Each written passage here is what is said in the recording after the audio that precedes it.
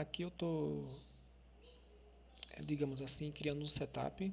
Eu criei um arquivo setup.py e tive que fazer mais ou menos esse padrão aqui de instalação. Essa parte de cima, essa condição aqui é para poder instalar no Windows e tive que colocar aqui a descrição que o pacote foi feito por mim, o nome do pacote e aqui o arquivo que ele vai buscar para ser o arquivo principal, no caso de todos os testes que eu fiz aqui, o arquivo principal final, que foi esse aqui, tudo funcionando. Então eu dei um make, a gente dei um make para poder ele instalar. Mas antes de dar um make, que é esse aqui, ó, Python setup build, construir. Então ele vai construir o setup, ele constrói uma pasta uma pasta build e nessa pasta build vai ter uma biblioteca e o binário. Isso aqui é um binário que a gente chama pelo terminal. O aplicativo, no caso, é executado aqui no Linux.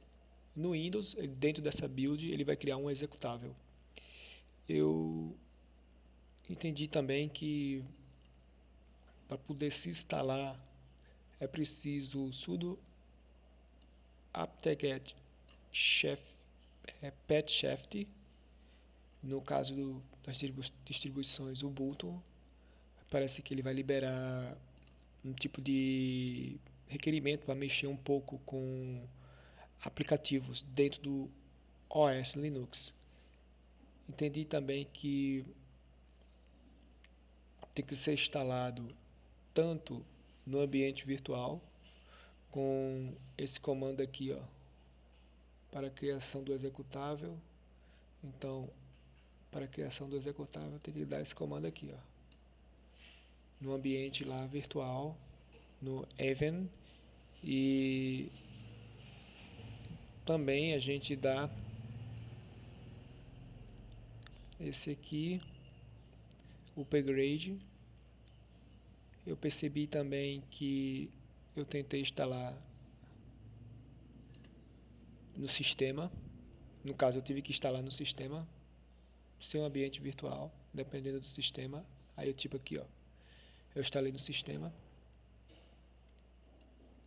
para poder reconhecer, porque quando a gente não instala algo e ele não tem um módulo, mesmo dentro, uma coisa que eu percebi também, que é importante, quando você tem um módulo em Python e você colocou ele dentro do ambiente virtual e você ativou o ambiente virtual, mas mesmo assim ele ficou verde e na hora da execução ele deu um problema de módulo, geralmente na mensagem vai ter alguma coisa relacionada com o erro de módulo do OS. Quando é um erro de módulo do OS, é porque esse tipo de arquivo também ele está relacionado com alguma coisa, com alguma dependência de instalação dele dentro do sistema operacional. Então, ele não vai só rodar dentro da VM também. Algumas bibliotecas, alguns módulos em Python também precisam ser instalados dentro do sistema operacional. Foi uma coisa que eu notei também. Percebi que nessa instalação do setup eu tenho que ter esse aplicativo, no caso que eu criei, ele rodando também no Windows e dando o mesmo comando de construção de build com Python setup py build. Ele vai construir a build. Percebi também que tenho que instalar também um Bootstrap e um Pipstall Trap. O Bootstrap e o Pipstall Trap eu instalei dentro do Even.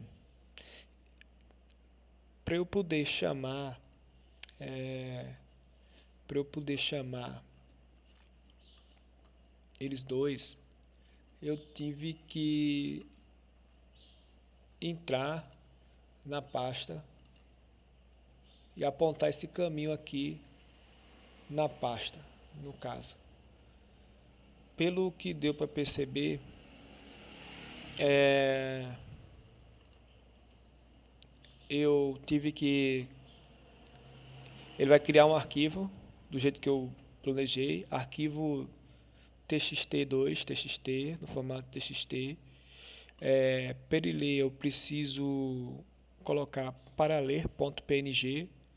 Sempre quando eu salvar um arquivo que eu quero ler, que tem as letras, alguma coisa que eu queira aqui transformar em texto, então eu preciso, digamos assim, eu preciso, no caso aqui está em PNG, então eu transformei isso aqui em txt, em arquivo de texto, através do aplicativo.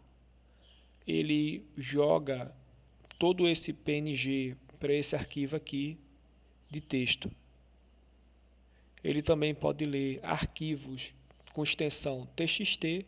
Aqui eu criei um teste de conversor, ou alguma coisa. Muitas vezes quando eu quero colocar alguma coisa, eu venho aqui e fico salvando as falas ou alguma coisa que eu estou lendo na internet através desse arquivo de texto aqui. Me ajuda bastante a memorizar e a estudar também. Pronto, essa é a funcionalidade do aplicativo que eu fiz. Tá rodando direitinho, tá rodando bem. Eu chamo ele pelo terminal. Ele é chamado com esse comando.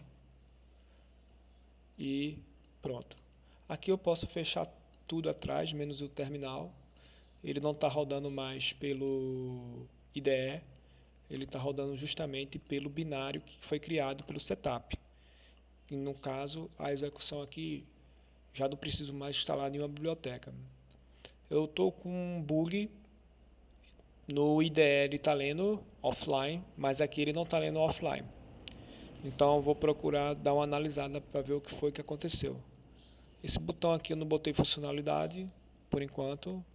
E limpar console também eu deixei desativado porque o projeto está em andamento ainda. Eu estou ainda analisando algumas funções e criar novas funções para ele. Na verdade é que eu estou tentando criar um restaurador de livro e também um auxiliar de estudo para mim. E justamente como eu tenho muitos livros velhos em casa, eu vou tentar usar ele para poder passar todo aquele material velho que eu tenho, os meus livros, para formato TXT, tudo digitalizar. Como fiz um curso de EPUB, provavelmente eu vou usar também para transformar o material que eu tenho em EPUB e transformar em livro digital.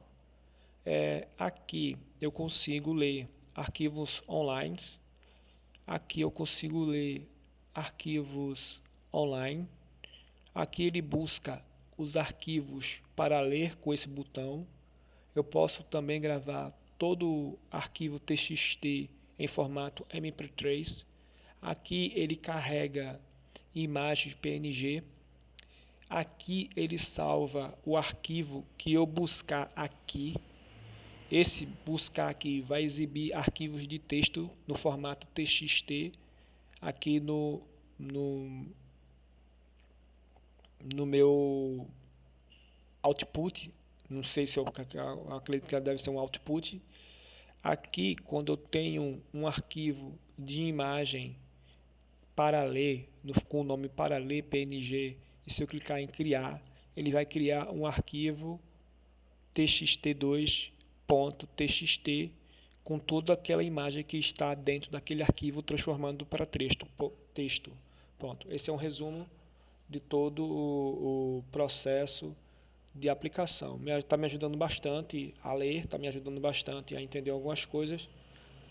Pena que não deu aqui o offline. O offline só executa na IDE. Eu vou procurar ver o que é depois. Valeu.